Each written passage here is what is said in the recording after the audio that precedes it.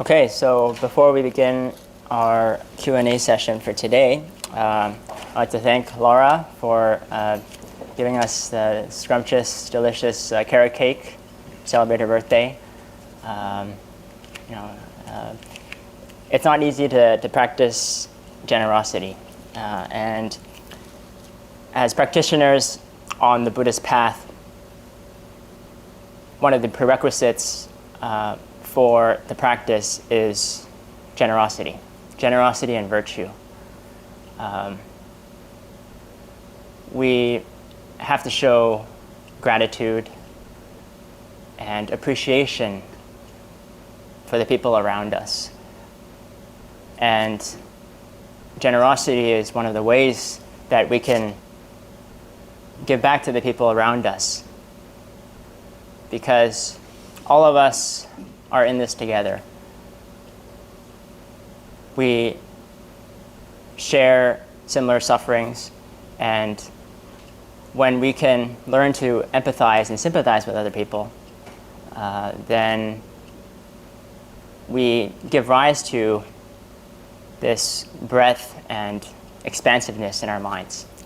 And that's why it's so important for people who want to pursue the Buddhist practice to practice generosity first. So you'll notice that in Thailand and in other Southeast Asian countries, a lot of the monks, they go begging for alms, and they rely on the support of the lay community. They rely on their generosity to maintain their bodies, to maintain their practice. And by doing that, we're sowing the seeds for awakening. We're giving rise to a sense of expansiveness in the mind and spaciousness. And that becomes really noticeable when you do your meditation. Because if you're normally really used to giving, then you have that spaciousness in your mind, and you're accepting, you're more compassionate. It helps you develop in your concentration. So thank you to Laura for that cake. So the first question, Dear Venerable Hong, thank you for another great talk and session today. I'm wondering what are some good ways to increase compassion and practices to give compassion to others. So I guess maybe you weren't here when I talked about the Brahma Viharas, the four sublime attitudes. The attitude of loving kindness, compassion, empathetic joy, and equanimity. But before we get into the actual practice, we should have a basic understanding of what these four attitudes are. So when we say loving kindness and goodwill, we're wishing that ourselves and all other beings can be happy, can not only receive the benefits of happiness, but can actively sow the causes that will lead to their future happiness. So there are times when you might come across someone that you find it very hard to have compassion towards, because that person maybe did something that makes you very upset, or you're affected by that person's behavior, attitude. So in times like that, it can be very difficult to wish that person happiness. But when you understand that loving kindness is not just happiness, but more about wishing that the person sows the causes for happiness, then it becomes a lot easier to do. Because that person could be doing a lot of things that are harming other people now. But you want that person to understand that the nature of his or her actions leads to unhappiness. So you want that person to start sowing the right causes. So when you come to think of it from that perspective, it becomes a lot easier to feel loving kindness towards another person. Now, compassion is very much related to loving kindness. Compassion is an extension of it. So when you see other people experiencing suffering, you want to find a way to put an end to their suffering. Empathetic joy is when you see someone else experiencing the fruits of their good causes and wholesome actions. They experience happiness, and you want them to continue to feel that happiness. So instead of giving rise to feelings of jealousy or envy for that person's happiness, you want it to continue. You genuinely want that person to experience continued happiness. And finally, there's equanimity. Equanimity is, you can think of it as a check on the other three. Because there are times when you want to feel compassion and loving kindness towards that person, and you actively try really hard to do it, but because the karma is just so strong, there's nothing you can do right now to change it. So in times like that, you have to learn how to be at peace, how to be equanimous with your experience. So taken together, these are the 4 sublime attitudes, and this sets the basis for the practice of loving kindness, compassion, sympathetic joy, and equanimity. And we go about practicing this through meditation on the theme of these 4 attitudes. So there's different kinds of meditation practices that we can use. What I've found to be effective for myself is I first examine what is the problem I'm experiencing. Do I feel a lack of self-compassion for myself? Am I really hard on myself all the time? Do I always beat myself up for not doing well enough? If that's the case, then you have to learn how to develop self-compassion for yourself. And for many people, this is the case. It's not as difficult to show compassion and loving kindness to someone around them than it is to show it to themselves. And so when we first start off this practice, you can close your eyes and imagine yourself in a situation where someone needs your attention, someone needs your care and support. And everyone is going to be a bit different. So you try to find that story. You create a new storyline for yourself where you try to exude compassion to that person. So say, for example, if you have a particular soft spot for kids and babies, then you can imagine yourself cuddling a baby in your arms, showing that baby warmth and compassion. And you use that as a way to start to kindle those warm feelings of compassion within you. Because you have to do this in sequence, step by step. you start with the things that it's easy for you to feel compassionate about. So it's easy for you to feel compassionate for your child, or maybe it could be children living in poor communities, living in Africa, suffering from hunger and starvation. You can create that image, that story in your mind, and start to feel a sense of compassion and love for that object. And then as you give rise to this feeling, then you can spread it to people that you're close with. Say your family members, your friends, other people who you find it easy to feel good about, to feel compassionate for. And so you can think of it as the compassion, it's spreading out. So it's starting from a smaller circle, and then it's moving out to a larger and larger circle, encompassing all sentient beings. So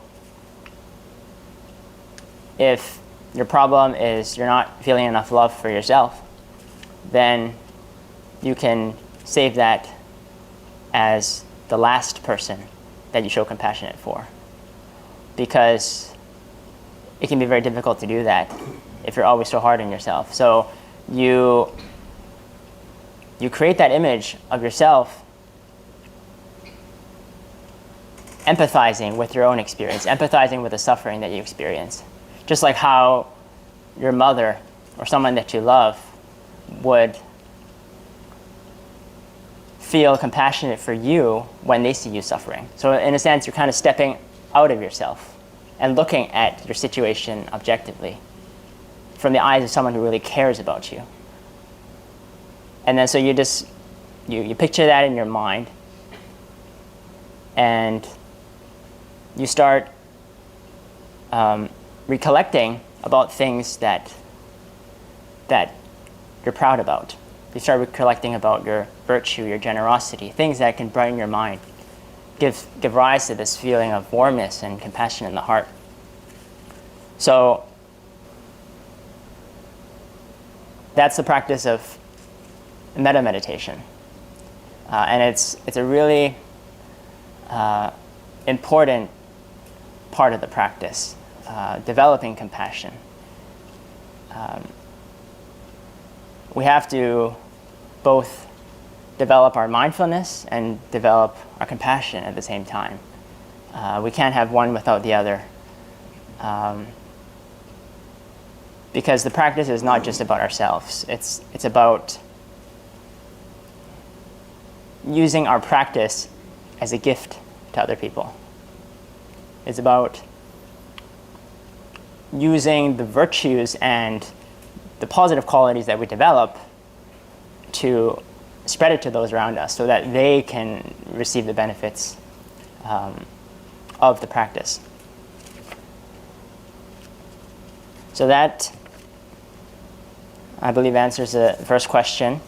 And this connects to the second question. The second question is, who are the bodhisattvas? So, bodhisattva, the bodhi means awakened, sattva means being. So a bodhisattva is a sentient being who is on the path towards awakening, towards enlightenment. And central to the practice of a bodhisattva is making the bodhisattva vow. So in our daily prayers that monks and nuns do, we have a section where we recite the four vows of a bodhisattva. So the four vows are, we must liberate all sentient beings.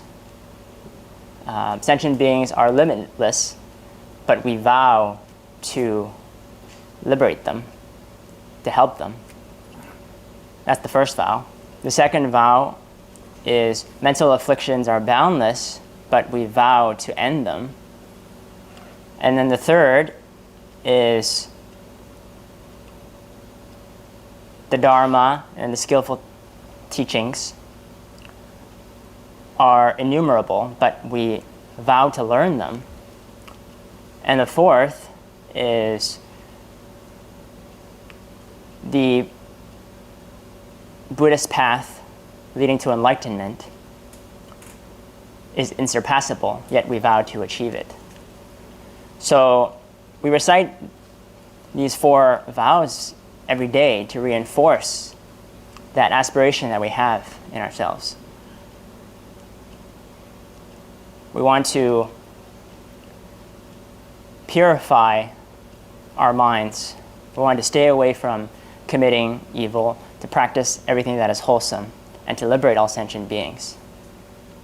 That's the central tenet of being a Bodhisattva. And Bodhisattvas, they come in different stages. So there's 10 stages in total. But even before you reach the first stage, where you've essentially put an end to all of the fetters that bind you to samsara, so you don't have any doubt about the teachings, about the Dharma anymore. You've eliminated this view of a self-identity, and you're not attaching to your habits and your practices in an unwholesome way. When you've eliminated a lot of these fetters, then that's when you've reached a higher stage on the Bodhisattva path. But even before you reach that first stage, when you make this vow, that's when you begin to walk the Bodhisattva path. That's when you can call yourself an aspiring Bodhisattva. So anyone who's taken the Bodhisattva precepts, we have the 5 precepts, and then beyond that we have what we call the Bodhisattva precepts. And there's different versions of it, but there could be 4 additional major precepts and 41 or 43 minor precepts. So we abide by these training rules so that we can continue to purify our minds to a much more refined level. That's why we take these precepts. We take more precepts not to limit our freedoms. We take more precepts to liberate ourselves from our mental afflictions. Because a lot of times it's by committing and violating these precepts that we end up giving ourselves a lot of trouble. So when you take the Bodhisattva precepts, then you're on your way towards becoming a Bodhisattva. And one of the essential points of being a Bodhisattva is you're walking on this path not for your own benefit. You're walking on this path for the benefit of yourself and all sentient beings. So that's why many Bodhisattvas have made the vow that they won't attain enlightenment until all sentient beings have attained enlightenment. So it's a very noble vow. And all Bodhisattvas possess and embody this vow. So when we go upstairs to circumambulate, we have a few Bodhisattva statues. We have the Avalokiteshvara Bodhisattva, the Bodhisattva of compassion. We have the Ksitigarbha Bodhisattva on the left-hand side, who is well recognized for the strength of his vow. His vow is not to attain enlightenment until all sentient beings in hell have attained enlightenment. So it's a very noble vow. And there's also Samantabhadra Bodhisattva, Manjushri Bodhisattva. There's countless millions of Bodhisattvas. In fact, there could be Bodhisattvas among us here today that we're not aware of.